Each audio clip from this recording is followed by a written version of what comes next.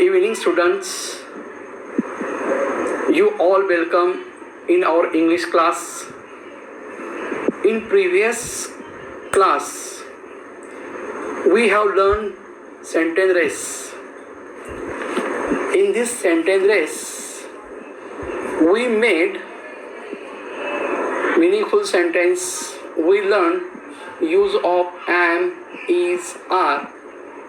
We learned use of have and has.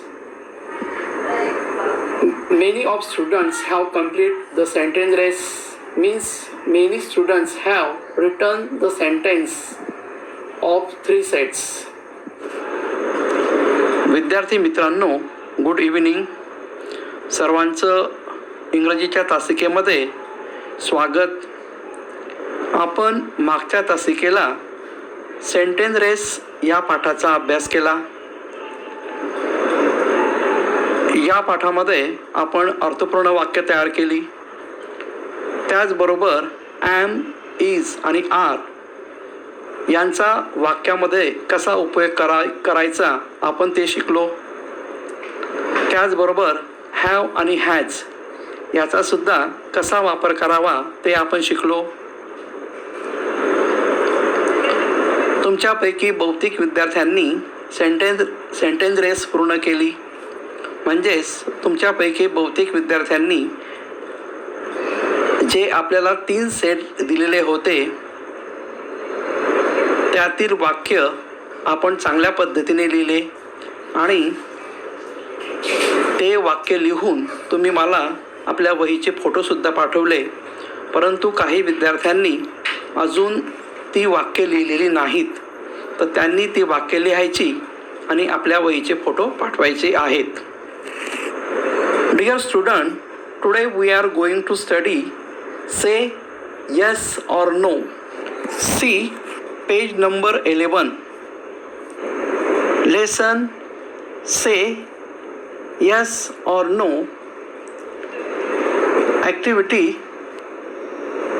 learn, practice and play this game. शिका, सराव करा आणि हा खेळ खेळा. Now see A activity. Complete the sentence in each box to make meaningful questions. We have given 3 sets. अर्थपूर्ण प्रश्न तयार होतील अशा प्रकारे प्रत्येक चौकोनातील वाक्य पूर्ण करा. Dear student, we have to make such question those answer will be yes or no. These questions call verbal question, and these question all verbal questions and these all verbal questions starts with helping verb. These 3 sets have am, are, is, have, has, do, does. This helping verb. There are other many helping verbs also. We will learn further when our school will start. विद्यार्थी मित्रांनो, आपल्याला असे प्रश्न तयार करायचे आहेत की त्या प्रश्नांची उत्तरे आपण यस किंवा नो मध्ये देऊ शकतो. अशा प्रश्नांना व्हर्बल क्वेश्चन असे म्हणतात. व्हर्बल क्वेश्चन म्हणजे ज्या प्रश्नांची सुरुवात ही सहाय्यकारी क्रियापदाने होते त्यांना व्हर्बल क्वेश्चन असे म्हणतात. सहाय्यकारी क्रियापदांना इंग्रजीतून हेल्पिंग वर्ब असे म्हणतात. या तिन्ही सेटमध्ये हेल्पिंग वर्ब म्हणजे सहाय्यकारी क्रियापदे आपल्याला ॲम, इज, आर तसेच हॅव, हॅज आणि डू, डज हे दिलेले आहेत. इतर सुद्धा काही सहाय्यकारी क्रियापदे आहेत, ते आपण पुढे बघणार आहोत. आता या प्रश्नांची रचना कशी असते ते आपण पहिल्यांदा बघा. पहिलं वाक्य बघा. Now see first sentence. Am I green? Am I green? म्हणजे मी हिरवा आहे का? हा जो प्रश्न आहे, हा प्रश्न आय एम ग्रीन या वाक्यापासून तयार झालेला आहे. आय एम ग्रीन म्हणजे काय? मी हिरवा आहे. या वाक्यापासून कोणता प्रश्न तयार झालेला आहे?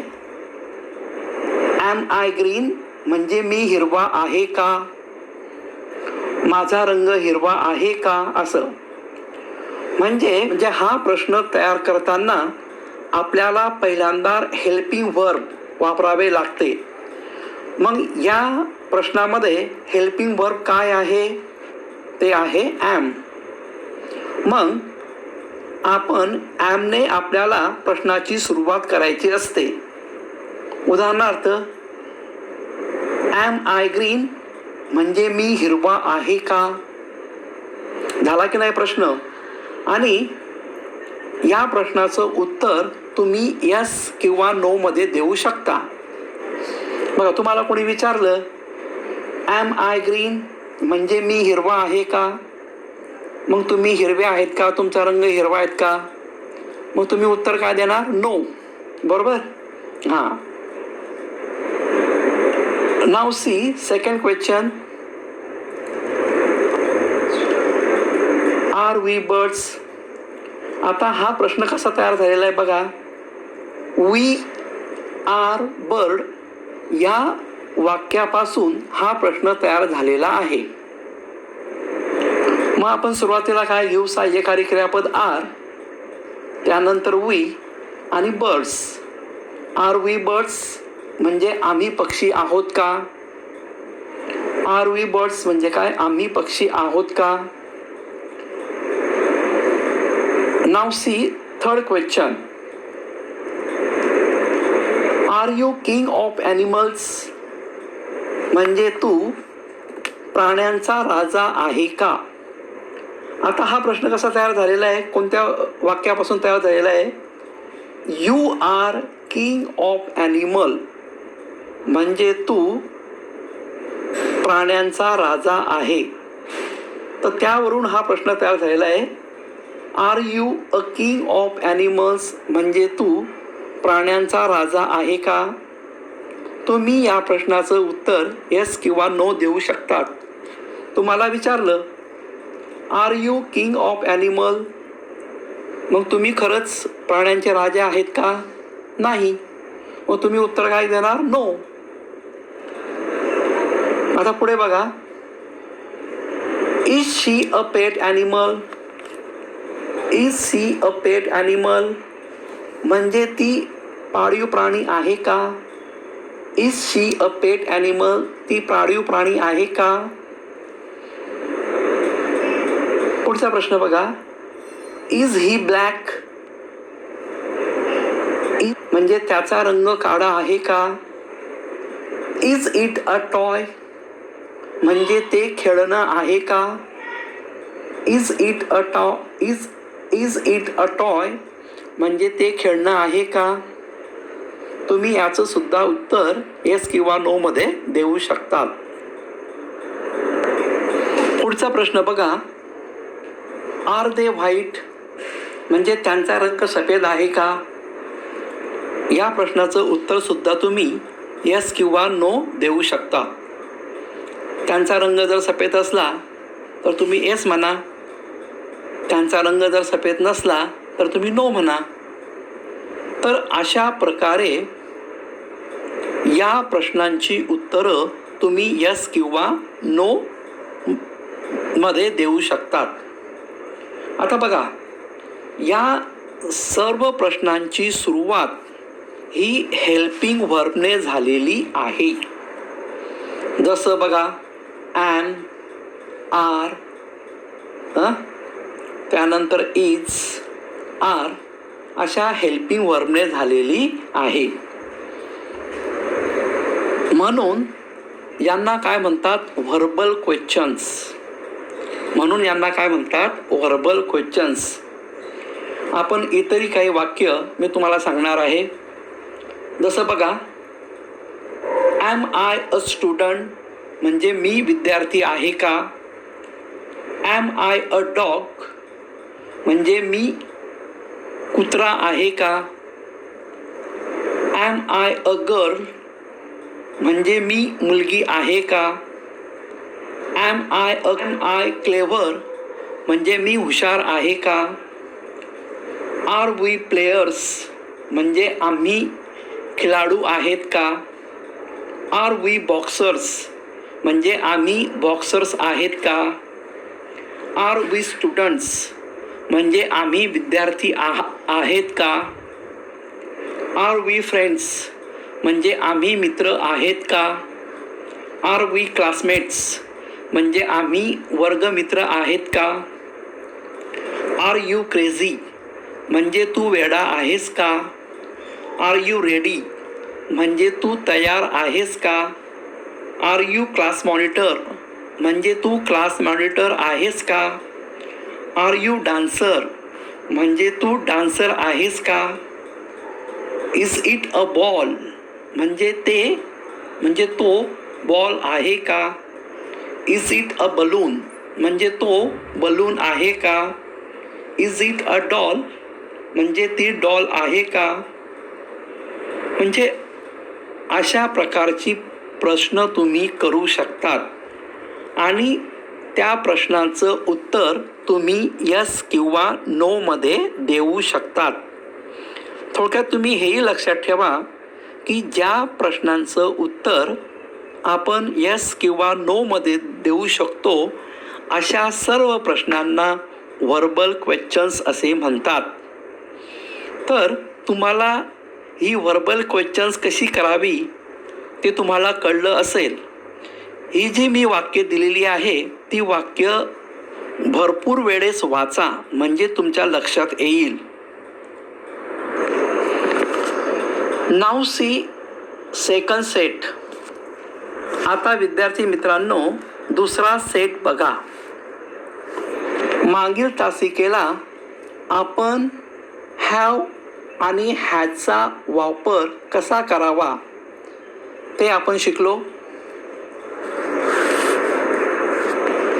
आय हॅव म्हणजे काय, माझ्याजवळ आहे किंवा मला आहे.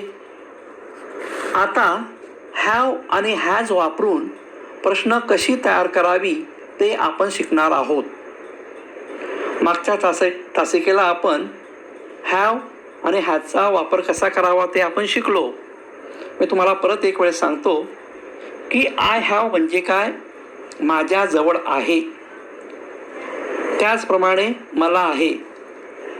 अशा प्रकारे आपण हॅव आणि हॅजची वाक्य शिकलेलो आहोत. आता आपल्याला काय शिकायचं आहे की हॅव आणि हॅज वापरून प्रश्न कशी तयार करायची ते आपण शिकणार आहोत. तर पहिलं वाक्य बघा. Have I got wheels. या प्रश्नाचा अर्थ असा आहे की मला चाके मिळाली का. मला चाके मिळाली का असा अर्थ आहे किंवा याचा अर्थ असाही होतो माझ्याजवळ चाके आहेत का असाही अर्थ होतो. बघा परत ऐका. हॅव आय गॉट व्हील त्याचा अर्थ काय होतो, मला चाके मिळाली का. किंवा काय होतो, माझ्याजवळ चाके आहेत का. व्हील्स म्हणजे काय, चाके असा. आता या प्रश्नांची रचना करताना आपल्याला सुरुवातीला हॅव हे हेल्पिंग वर्ब लिहावं लागतं.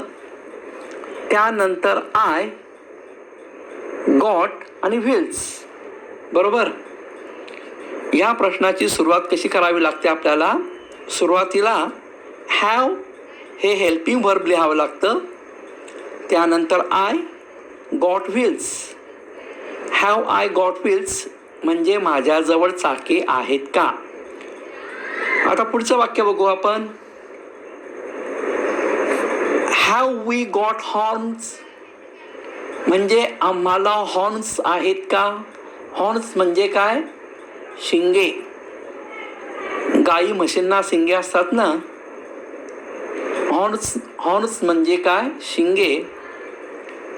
हॅव वी गॉट हॉर्न्स म्हणजे आम्हाला शिंगे आहेत का. या प्रश्नाचं उत्तर सुद्धा तुम्ही येस किंवा नो मध्ये देऊ शकतात. हा प्रश्न तुम्हाला विचारलं हॅव वी गॉट हॉर्न्स आहेत का, आपल्याला शिंगा आहेत का, मग आपण उत्तर काय देणार, नो. बरोबर.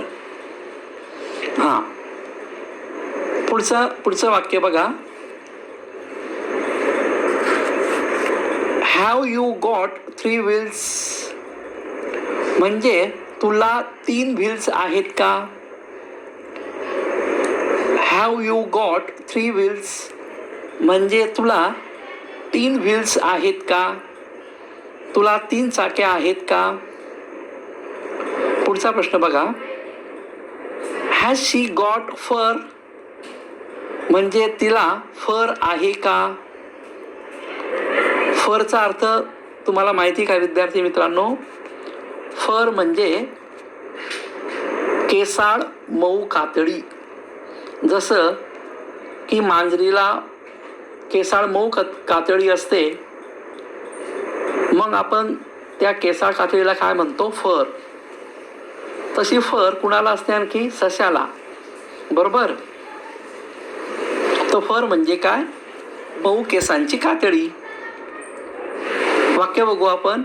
हॅज शी गॉट फर म्हणजे तिला फर आहे का, म्हणजे तिला मऊ केसांची कातडी आहे का, तिला मऊ केस आहेत का. पुढचं वाक्य बघा. Has he got a tail म्हणजे त्याला शेपटी आहे का. Has it got a red bill म्हणजे त्याला लाल चोच आहे का. रेड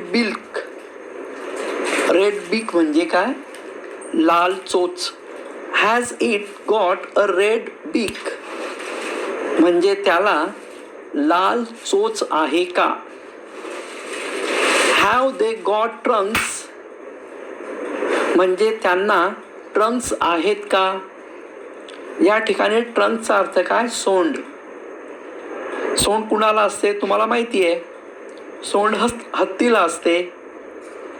या ठिकाणी परत मी वाक्य वाचतो. हॅव दे गॉट ट्रंक्स म्हणजे त्यांना ट्रंक्स आहेत का. तर अशा पद्धतीने ही वाक्य तयार करावी लागतात.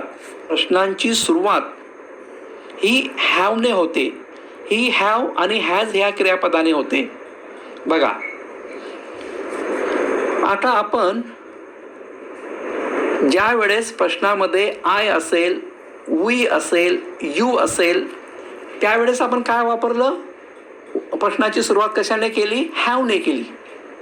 आपण असं म्हटलं बघा. Have I got wheels, have we got horns, you got 3 wheels. परंतु ज्या वेळेस प्रश्नामध्ये शी, ही आणि इट आलं त्यावेळेस आपण प्रश्नाची सुरुवात हॅजने केली. बघा. Has she got fur, has he got tail, has it a red bill. तर ज्या वेळेस प्रश्नामध्ये शी, ही आणि इट असेल त्यावेळेस आपल्याला प्रश्नाची सुरुवात ही हॅजने करावी लागते. मी परत प्रश्न वाचतो बघा. हॅज शी गॉट फर म्हणजे तिला फर आहे का. Has he got a tail म्हणजे त्याला शेपूट आहे का. Has it got a red bill म्हणजे त्याला लाल चोच आहे का. आणि शेवटचं वाक्य हॅव दे गॉट ट्रंक्स म्हणजे ज्या वेळेस प्रश्नामध्ये दे असेल त्यावेळेस आपल्याला हॅव वापरावा लागतो. मग हॅव आपण कधी वापरणार आहोत, की ज्या वेळेस प्रश्नामध्ये आय असेल, वी असेल, यू असेल, दे असेल, त्यावेळेस आपण हॅव वापरून प्रश्नाची सुरुवात करायची आहे. आणि ज्या वेळेस प्रश्नामध्ये शी असेल, ही असेल, इट असेल, त्यावेळेस आपल्याला प्रश्नाची सुरुवात ही हॅजने करायची आहे. हे एवढं चांगल्या प्रकारे लक्षात ठेवा. आता आपण हॅव आणि हॅजने सुरू होणारे इतर प्रश्न सुद्धा बघू. Have I got a big house म्हणजे माझ्याजवळ मोठं घर आहे का? आपण बघा, या ठिकाणी गॉट नाही जरी लिहिलं तरी चालतं. आपण असं जरी प्रश्न म्हटला, have I a big house म्हणजे माझ्याजवळ मोठं घर आहे, असा सुद्धा प्रश्न चालतो. परंतु have I got a big house असं लिहिण्याची पद्धत आहे. तर तुम्ही असंच लिहा, have I got a big house म्हणजे माझ्याजवळ मोठं घर आहे का? याचं उत्तर आपण यस किंवा नोमध्ये देऊ शकतो. आपल्याजवळ जर मोठं घर असलं तर आपण म्हणू यस, आणि आपलं घर जर छोटं असलं, लहान असलं, तर आपण म्हणू no. Have I got a big car म्हणजे माझ्याजवळ मोठी कार आहे का? Have I got blue eyes म्हणजे माझे निळे डोळे आहेत का? Have we got good friends म्हणजे आम्हाला चांगले मित्र आहेत का?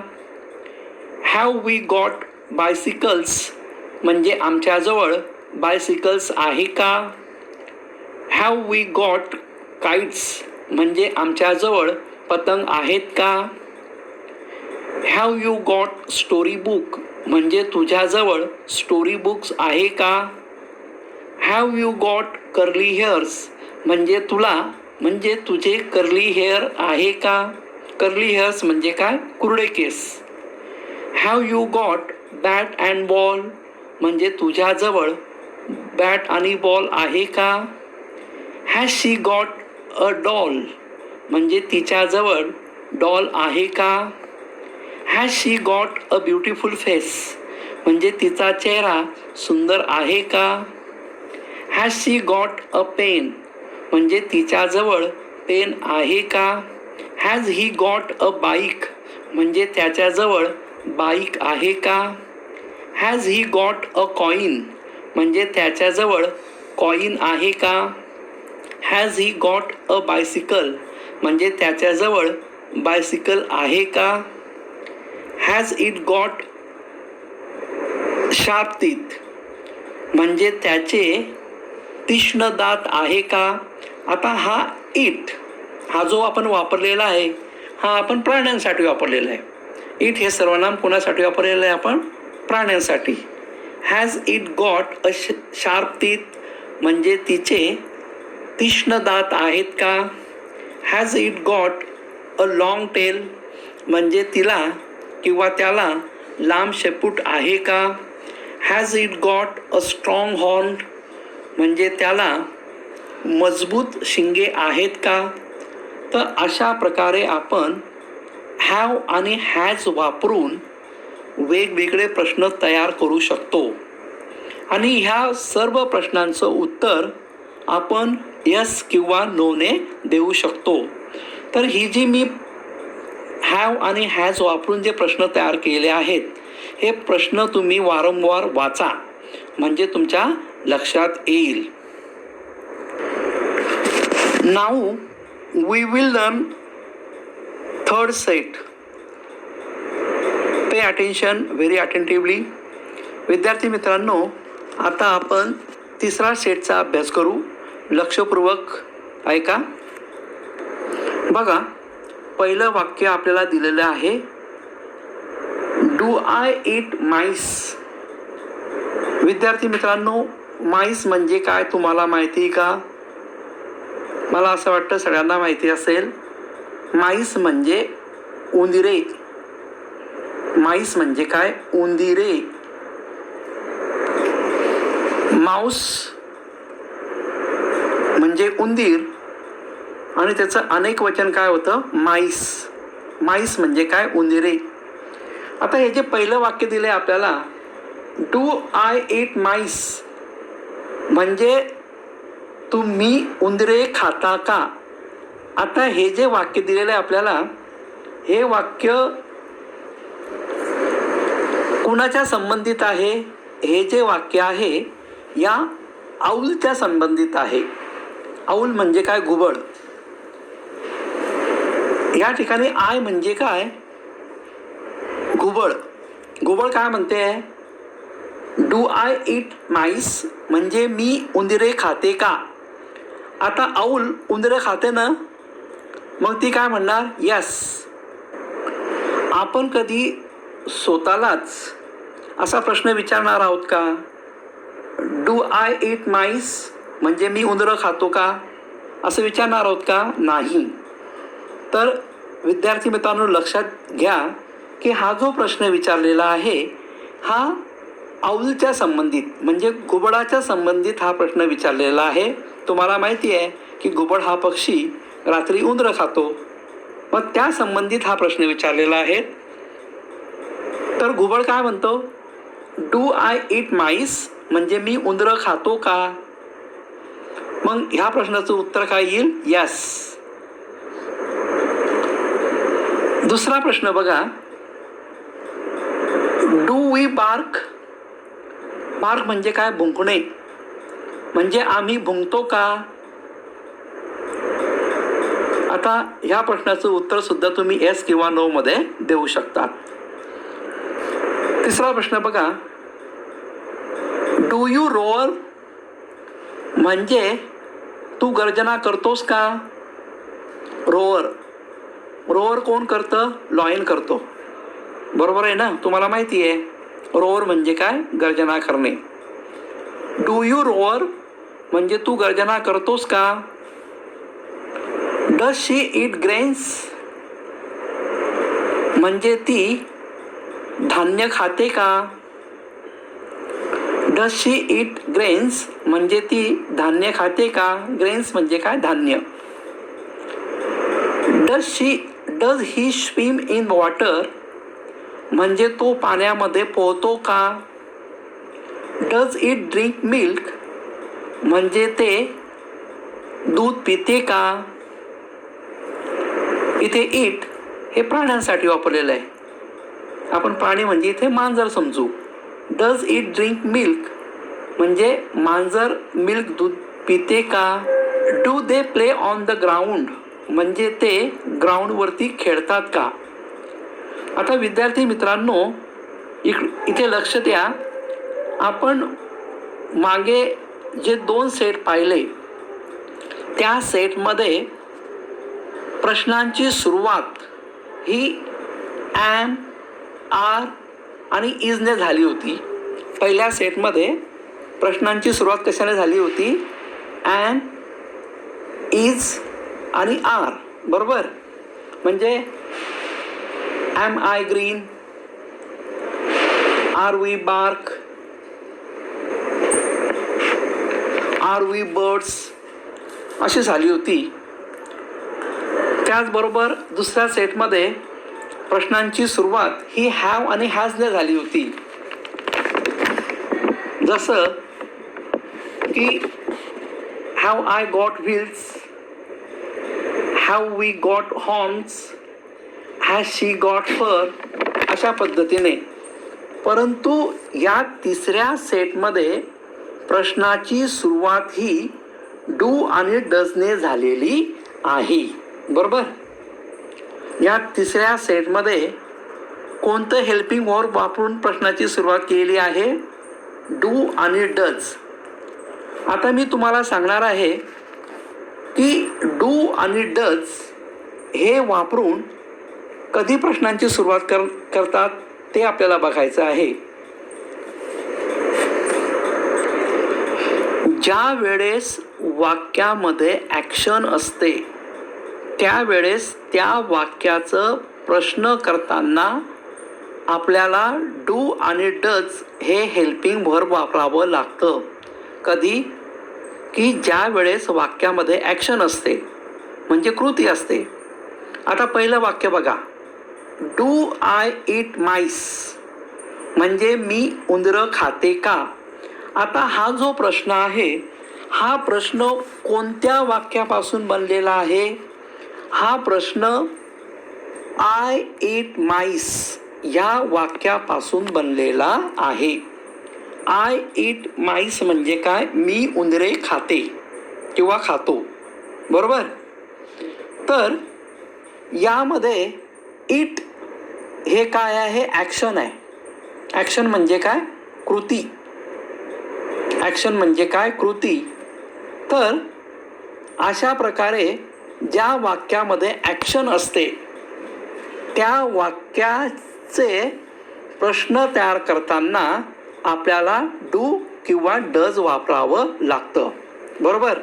आता दुसरं वाक्य बघा, डू वी बार्क म्हणजे आम्ही भुंकतो का. आता हा जो प्रश्न आहे हा प्रश्न वी बार्क या वाक्यापासून तयार झालेला आहे. वी बार्क म्हणजे काय, आम्ही भुंकतो. आई म्हणजे काय, आम्ही भुंकतो. म्हणून डू वी बार्क म्हणजे आम्ही भुंकतो का. बार्क हे सुद्धा काय आहे, ॲक्शन आहे, कृती आहे. बार्क ही सुद्धा काय आहे, ॲक्शन आहे, कृती आहे. म्हणून प्रश्न कसा तयार झालेला आहे, डू वी बार्क म्हणजे आम्ही भुंकतो का. आता तिसरा प्रश्न बघा, डू यू रोअर म्हणजे तू गर्जना करतो का. आता हा प्रश्न सुद्धा यू रोअर म्हणजे तू गर्जना करतो या वाक्यापासून हा प्रश्न तयार झालेला आहे. रोअर ही सुद्धा काय आहे, ॲक्शन आहे, कृती आहे. म्हणून त्या प्रश्नाची सुरुवात सुद्धा डूने झालेली आहे. डू यू रोअर म्हणजे तू गर्जना करतोस का. आता तिसरा प्रश्न बघा, डज शी ईट ग्रेन्स. बघा आता हा जो प्रश्न आहे हा प्रश्न शी ईट्स ग्रेन्स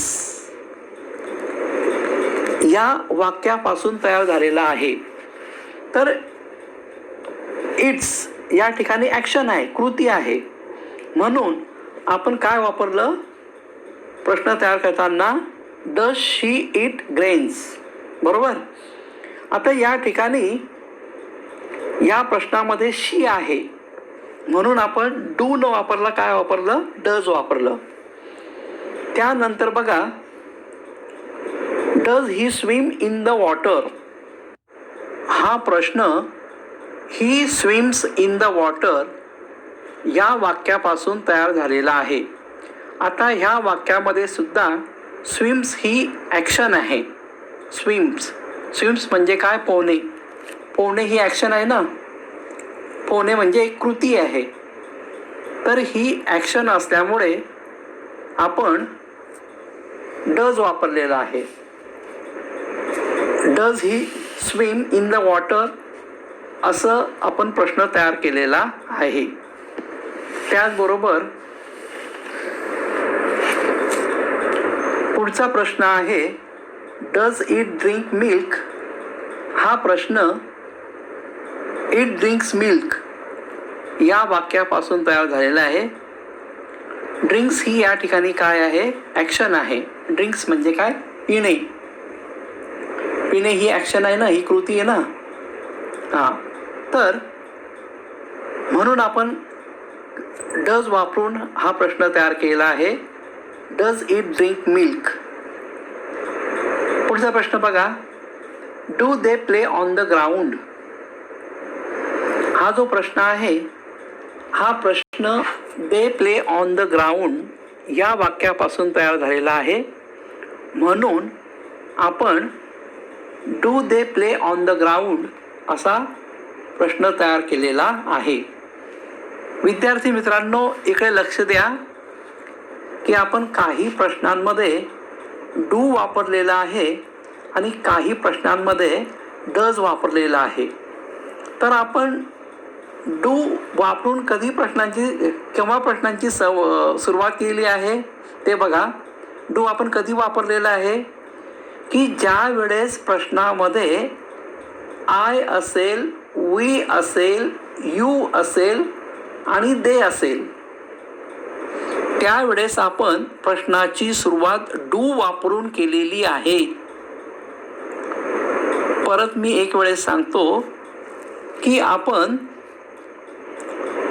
डू वापरून कधी प्रश्नांची सुरुवात केलेली आहे की ज्या वेळेस प्रश्नामध्ये आय असेल, वी असेल, यू असेल आणि दे असेल, त्यावेळेस आपण प्रश्नांची सुरुवात डू वापरून केलेली आहे. की जसं बघा, do I eat mice, do we bark, do you roar, do they play on the ground. बरोबर. आता ज्या वेळेस प्रश्नामध्ये शी, ही, इट असेल, त्यावेळेस आपण प्रश्नाची सुरुवात ही डजने केलेली आहे. मी परत एक वेळेस तुम्हाला सांगतो की ज्या वेळेस प्रश्नामध्ये शी, ही आणि इट असेल, त्यावेळेस प्रश्नांची सुरुवात ही डज वापरून करायची असते. कधी करायची असते की ज्या वेळेस प्रश्नामध्ये शी, ही, इट असेल, त्यावेळेस आपण कशी वाक्य केलेली आहेत बघा. Does she eat grains, does he swim in the water, does it drink milk. म्हणजे कधी डू वापरतात आणि कधी डज वापरतात हे तुम्हाला समजलेलं असेल. तर आपण डू आणि डजने सुरू होणारे इतरही काही प्रश्न आपण बघू. जसं बघा, डू आय ईट बनाना म्हणजे मी बनाना खातो का. Do I play with ball म्हणजे मी बॉल सोबत खेळतो का. Do I read a book मी पुस्तक वाचतो का. डू यू लाईक मँगो म्हणजे तुला आंबा आवडतो का. Do you go to market म्हणजे तू बाजारात जातो का. डू यू स्टडी हार्ड म्हणजे तू खूप अभ्यास करतो का. Does she open the window म्हणजे ती खिडकी उघडते का. डज शी हेल्प मदर म्हणजे ती आईला मदत करते का. Does she dance on the stage म्हणजे ती स्टेजवर नाचते का. Does he play with friend म्हणजे तो मित्राबरोबर खेळतो का. डज ही रन फास्ट म्हणजे तो जलद धावतो का. डज ही जंप म्हणजे तो उडी मारतो का. डज दे सिंग पोयम म्हणजे ते कविता गातात का. Does they draw the picture म्हणजे ते चित्र काढतात का. Do they write an essay म्हणजे ते निबंध लिहितात का. In this way we learn this 3 set. अशा प्रकारे आपण ह्या तिघी संचांचा, ह्या तिन्ही सेटचा आपण अभ्यास केलेला आहे. मला असं वाटतं की तुम्हाला ही वाक्य समजलेली असेल. ह्या तिन्ही सेटमधील प्रश्न चांगल्या अक्षरामध्ये आपल्या वहीत लिहा आणि वहीचे फोटो व्हॉट्सअपच्या माध्यमातून पाठवा. नाव सी बी ॲक्टिव्हिटी. आता बी ॲक्टिव्हिटी बघा. आता बी ॲक्टिव्हिटीमध्ये आपल्याला काय सांगितलेलं आहे ते बघा. Read aloud the words in each set म्हणजे प्रत्येक संचातील शब्द मोठाने वाचा. पहिला सेट दिला आहे आपल्याला बर्ड्स. तर हे प्रत्येक शब्द आपल्याला मोठ्याने वाचायचे आहेत. बर्ड्समध्ये parrot, crow, sparrow, owl, duck, crane. These are the names of bird. ही पक्ष्यांची नावे आहेत. तर आणखी इतर काही पक्षी आहेत, त्या पक्ष्यांची नावं तुम्हाला माहीत आहेत. तर त्या इतर पक्ष्यांची नावं तुम्हाला या सेटमध्ये लिहायची आहेत. भरपूर पक्षी आहेत आणि भरपूर पक्ष्यांची नावं इंग्रजीतून तुम्हाला माहीत आहे. तर तुम्हाला जेवढे जास्तीत जास्त पक्ष्यांची नावं लिहिता येतील तेवढे तुम्ही या सेटमध्ये लिहायची आहेत. Now see second set. We have given the second set of animal. आता दुसरा सेट बघा. यामध्ये आपल्याला ॲनिमल्सची नावं दिली बघा. स्क्वेरल. स्क्वेरल म्हणजे तुम्हाला माहिती आहे काय, तर खारुताई. स्क्वेरल म्हणजे काय? खारुताई. Mouse, elephant, lion, cat, dog. आणखी इतर सुद्धा ॲनिमल्स आहेत आणि इतर ॲनिमलचे नावं तुम्हाला माहिती आहेत. तर जास्तीत जास्त ॲनिमलचे नावं तुम्ही ह्या सेटमध्ये लिहिण्याचा प्रयत्न करा.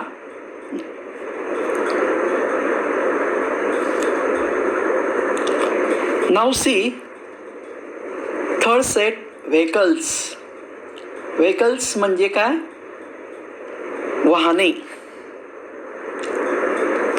व्हेकल्समध्ये आपल्याला काय दिलं आहे बघा.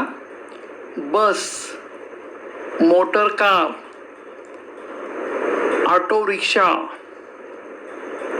Motor bike, aeroplane, bicycle. इतर आणखी जे व्हेकल्सचे नाव तुम्हाला माहिती असतील ते नाव ह्या सेटमध्ये तुम्हाला लिहायची आहेत. भरपूर व्हेकल्स आहेत, त्या व्हेकलची नावं तुम्हाला या सेटमध्ये आणखी लिहायची आहेत. त्यानंतर बघा टॉईज. टॉईज म्हणजे तुम्हाला माहिती आहे खेळणी. यामध्ये आपल्याला दिलेलं आहे ball, balloon, top, doll, kite, tricycle. आणखी इतरही टॉईज आहेत, त्या इतरही टॉईजचे नावं तुम्हाला लिहायची आहेत.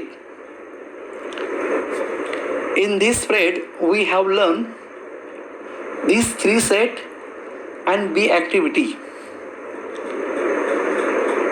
विद्यार्थी मित्रांनो, अशा प्रकारे आपण ह्या तासिकेला आज हे 3 सेट आपण शिकलो आणि ही जी बी ॲक्टिव्हिटी आहे read aloud the words in each set ही आपण शिकलो.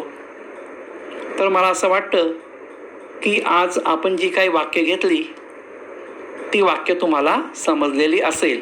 जी वाक्य मी व्हिडिओमध्ये दिलेली आहेत ती वाक्य वारंवार वाचा, ती पाठ करण्याचा प्रयत्न करा आणि समजून घ्या. थँक्यू.